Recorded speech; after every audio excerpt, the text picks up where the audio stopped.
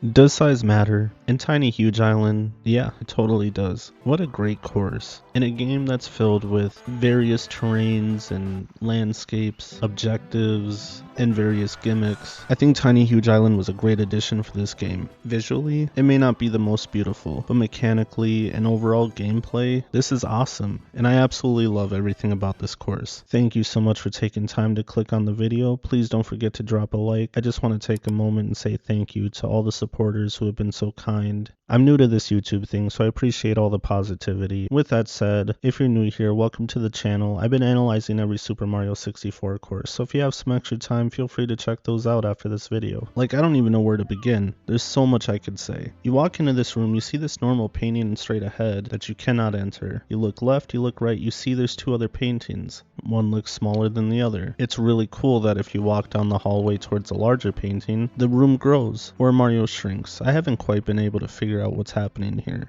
Nonetheless, it certainly added excitement. So you jump in, you start exploring. You notice that as small Mario, everything is huge, the enemies are gigantic, and vice versa. You enter big, everything is all small and tiny. But the stars, man, the stars are really what makes this course what it is. Because a lot of them you have to bounce back and forth between tiny and huge. In the giant world, ordinary objects feel threatening. But in the tiny world, the level feels manageable and easier to understand. So switching between sizes creates puzzle solving like feelings without feeling like an overall puzzle game. And there's just so much that's memorable about this. So let's talk about these stars. First we got Pluck the Piranha Flower. It's a great introduction to the stars, as you take on these 5 oversized piranha plants. And this can honestly be a little bit difficult because not only do they damage you, but I find that it's easy to accidentally jump off the ledge. Nonetheless, you're rewarded with a star when you take them down. Then you got Tip Top of the Huge Island. Relatively simple star. Just find your way to the very top of the island, you find this block, and you're rewarded with another star. And then rematch with Koopa the Quick, one of my favorite stars in the entire game. Because though this race is shorter than the last time, it's more challenging, and it's a fun idea that they brought this back. And then 5 itty bitty secrets. What makes this one cool is you have to be Giant Mario, and if you don't know that, it can be a bit challenging to know exactly where you're going to find these, as they're not super obvious. They're in places like the cannon, or the hole to the cave for the red coin star. You know, you almost wouldn't think about that if you didn't know where to look. And speaking of which, normally when it comes to an 8 red coin star, I prefer when a course encourages exploration. In this case, the coins are all confined to this little cave area. But nonetheless, I don't knock it because it's challenging. You gotta jump from platform to platform, and it makes sense for this course because if they were spread out throughout the world, I'm not sure how that would work with the tiny and huge mechanic. And then of course, the boss battle. Make Wiggler squirm. Like most of the boss battles, this is underwhelmingly easy, but it's iconic and very memorable and a bit humorous. And don't forget the 100 coin star, which is really easy on this course as coins are everywhere, especially if you know where to look. Taking out these huge Goombas will give you blue coins, which are worth 5 coins a pop, so taking those out plus finding extra coins here and there, you're good to go. Though this game is built around gimmicks, I've really come to learn to appreciate the gimmicks of Super Mario 64. Because if you think about it, the goal was really to make a fun Mario game in a 3D platform, something that hadn't been done up to this point. So honestly, they could have just made simple courses where you just got in, grabbed stars, moved on, beat Bowser, the end. But no, in the game, they really spent a lot of time thinking of creative elements for each course that are bigger than just the course itself. So because of that, Tiny Huge Island feels like